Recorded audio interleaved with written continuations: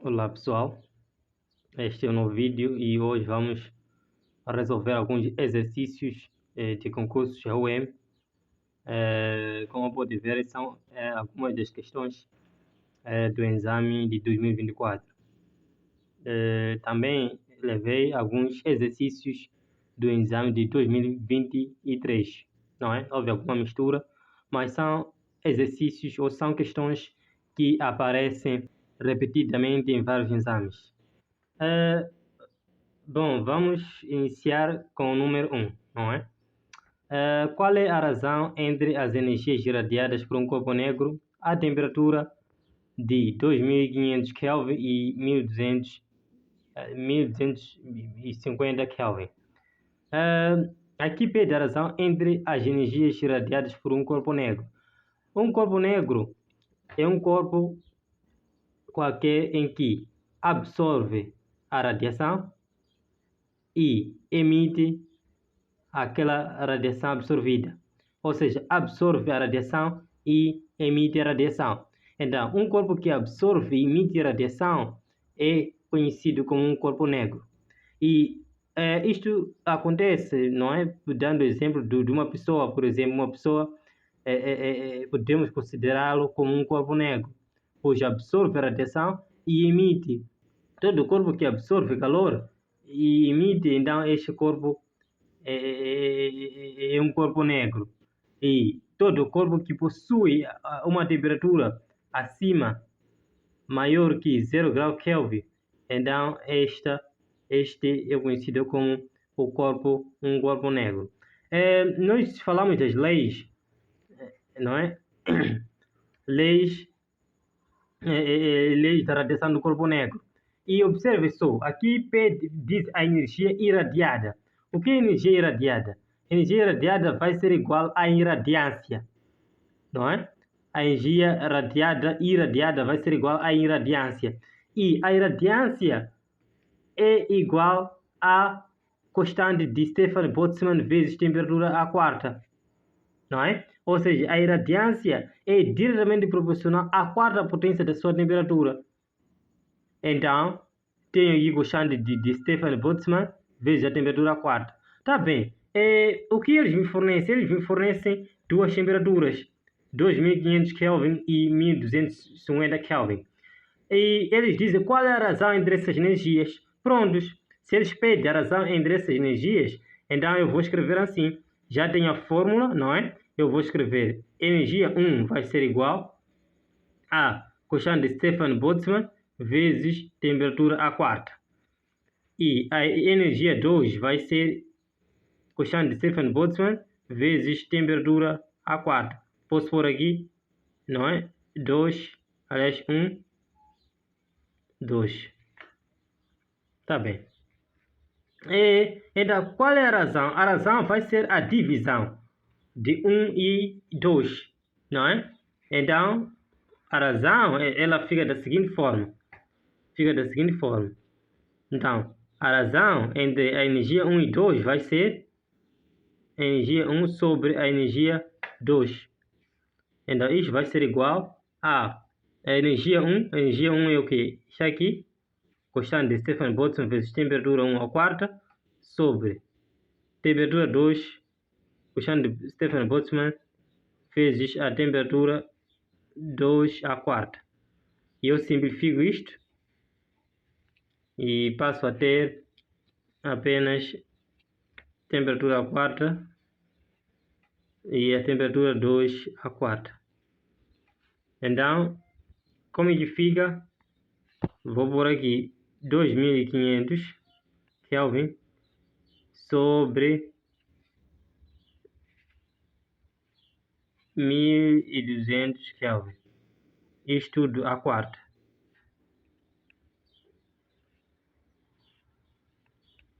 Isto tudo à quarta. Ok? Tiro 0, tiro 0. Então, passo a ter energia 1, energia 2 sobre 125.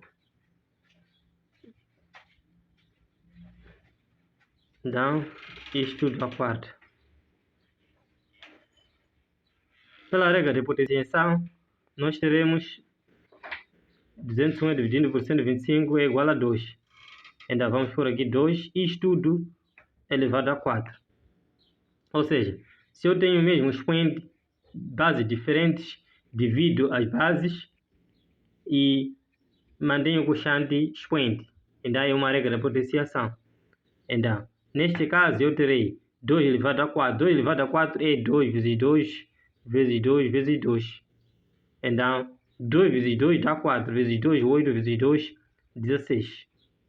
Então, aqui o nosso resultado final é 16.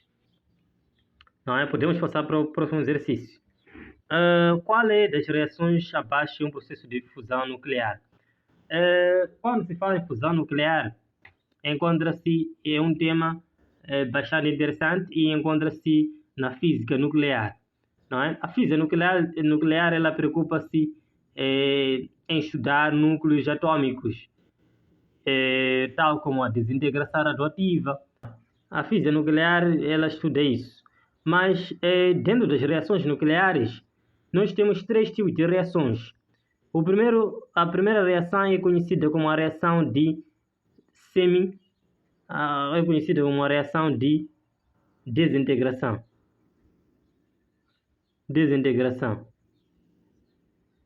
Que envolve o tempo de meia-vida, envolve nuclídeos, envolve período de semi-desintegração, não é? Então, é um tipo de reação conhecida como reação de desintegração. Então, temos um outro tipo de reação de fusão nuclear. Fusão nuclear e fissão nuclear. Afinal, o que é isso? A reação de fusão nuclear é conhecida quando 2 núcleos pequenos eles formam-se ou reagem para formar um núcleo pesado, liberando uma grande quantidade de energia. Um exemplo deste tipo de reação de fusão é a própria radiação solar. Não é? O Sol ele, reage o deutério com o trítio para formar o hélio. E, formando o hélio, ele libera grande quantidade de energia. Não é? Então, este tipo de reação em que 2 núcleos leves reagem para formar um núcleo pesado, chamamos de fusão nuclear. Já a fissão nuclear é quando núcleos leves, ao contrário dessa, neste caso núcleos pesados, reagem para formar núcleos pequenos, liberando energia. Então, para este caso, vamos observar nas questões ou nas opções. Tenho aqui o zinco, tenho o cloreto de, neste caso, ácido clorídrico. Então, não está correto, não é? Não está correto, porque esta é apenas uma reação química, onde eu tenho um elemento químico, aqui tenho um composto químico, e forma cloreto de zinco e mais hidrogênio. Então, não é uma reação nuclear. Então, esta está errada. Vamos ver aqui. O urânio 23892 forma, não é? Desintegra-se, tem aqui a partícula alfa mais o tório. Não é uma reação de fusão nuclear, é apenas uma desintegração. Uma reação do tipo de desintegração, uma desintegração radioativa. Então, ela também não está correta. A linha C, 23592, mais o neutrão, isto forma 90, 38 escrôncio, mais 144, 50. Olha aqui, se nós temos aqui 235 e este vai desintegrando, neste caso, e formando núcleos pequenos, então essa reação é conhecida como reação de fissão. Reação de fissão. Então, aqui nos pede reação de fusão nuclear. Então, vamos olhar. Na linha A, tenho aqui 2 vezes o trítio. 2 vezes o trítio. Isto forma o hélio. Não é? A reação entre esses 2 trítios forma o hélio, que é o núcleo pesado. Não é? Formando o hélio, libera grande quantidade de energia. Então, Este tipo de reação, como nós dissemos anteriormente, chamamos de fusão nuclear. Então, a linha correta é A, não é? A linha correta é A. Então, estamos aqui em uma outra questão número 3. Uma onda é propagada no vácuo com velocidade de 5 vezes 10 elevado a 7 metros por segundo e frequência de 2 vezes 10 elevado a 15 Hz. Com base nessa afirmação, calcule o comprimento de onda. Primeiro, para este tipo de exercício, quando aparece a velocidade, neste caso, a velocidade está aqui, e apresentam também a frequência e pede para calcular o comprimento de onda, logo nós temos que nos lembrar de uma forma interessante. Primeiro, vou pôr aqui os dados, né? Para não confusionar. Dados, a velocidade que me oferecem é de 5 vezes 10 elevado a 7 metros por segundo. E eles me fornecem a frequência, que é de 2 vezes 10 elevado a 15 Hz. Então, eles perguntam, calcule o comprimento de onda. Pede-se o comprimento de onda. Qual a forma que eu vou utilizar? A forma que eu vou utilizar é a seguinte, que a velocidade da luz é igual a o comprimento de onda vezes a frequência, não é? A velocidade da luz é uma constante, não é? É uma constante. E eles já nos forneceram uma certa velocidade aqui, não é? Eu posso comparar essa velocidade à velocidade da luz. Vou fazer assim, que velocidade é igual a comprimento de onda vezes a frequência, tanto faz, não é? Então, resolução. Então, eu terei que a velocidade é igual a o comprimento de onda vezes a frequência. Logo, isto fica da seguinte maneira. Já tenho a velocidade que é 5 vezes 10 elevado a 7 metros por segundo. Isto vai ser igual ao comprimento de onda, não é? Vezes a frequência. E a frequência é de 2 vezes 10 elevado a 15 Hz. Logo, o comprimento de onda vai ser igual a 5 vezes 10 elevado a 7 metros por segundo sobre 2 vezes 10 elevado a 15 Hz. Então, 5 dividindo por 2, vou escrever aqui. 5 dividindo por 2, terei 2, 4, 5 menos 4, 1. 1 não chega, então coloco vírgula aqui, aumento um 0 aqui. Aumentando um 0, terei 5. 5 vezes 2, 10, então aqui passarei a ter 0. Logo, é 2,5. 2,5 vezes 10 elevado a 7, vezes, este passando para cima, fica menos 15. Menos 15. Então, o comprimento de onda vai ser 2,5 vezes 10 elevado a quê? 7 menos 15. 7 menos 15 dá menos 8. Não é? 7 menos 15 dá menos 8 metros. Então, o nosso comprimento de onda é de 2,5 vezes 10 elevado a menos 8 metros. Vamos para a questão seguinte. A questão seguinte diz assim: o efeito fotoelétrico é um fenômeno pelo qual a fissão nuclear pode ser explicada. B. Os elétrons são arrancados de certas superfícies quando há incidência da luz. C. As lâmpadas incandescentes comuns emitem um brilho forte. D. As correntes elétricas podem emitir luz. O efeito fotoelétrico é um fenômeno, vou aqui exemplificar, em que uma certa radiação, vamos pôr aqui como, por exemplo, a radiação do Sol, ela atinge um certo material. Pode ser, por exemplo, uma chapa metálica. Chapa metálica. Atingindo essa chapa metálica, atingindo essa radiação, essa chapa metálica, faz com que haja movimento dos elétrons. Haja o movimento dos elétrons. Ou seja, os elétrons que encontram-se neste material, eles vão ser arrancados para fora deste material. Então, sendo arrancados para fora deste material,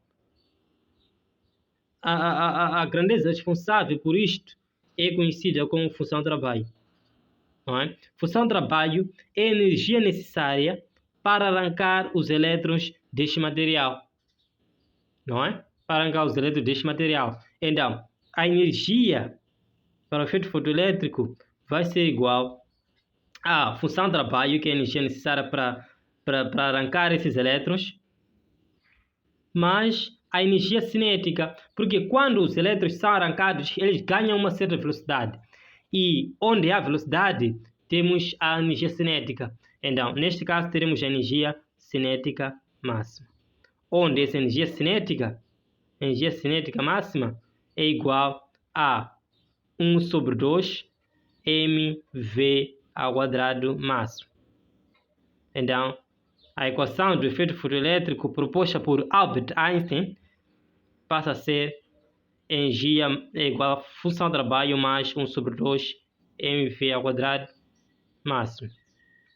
Essa que é conhecida como a equação do efeito fotoelétrico.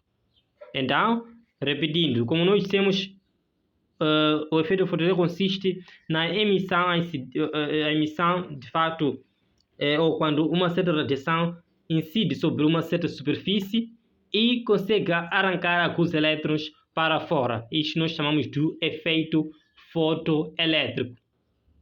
Então, vamos ver nas opções. A fissão nuclear pode ser explicada? É um fenômeno pelo qual a fissão nuclear pode ser explicada? Não, porque a fissão nuclear é um conceito que é abordado na física nuclear. Então, não tem nada a ver com o efeito fotoelétrico. O efeito fotoelétrico tem a ver com pequenas partículas. Pequenas partículas é conhecida como quantidade de energia.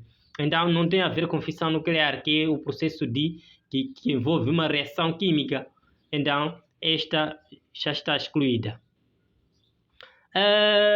Bem, os elétrons são arrancados de certas superfícies quando há incidência de luz. Prontos.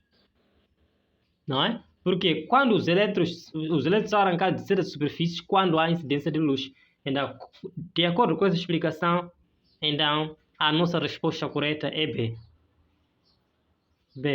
B que é a correta. Porque a C, por exemplo, ela diz as lâmpadas incandescentes comuns emitem um brilho forte. Nada a ver. As correntes elétricas podem emitir luz. Nada a ver. Então, este que era o vídeo, pessoal. Não se esqueça de se inscrever no canal e até a próxima.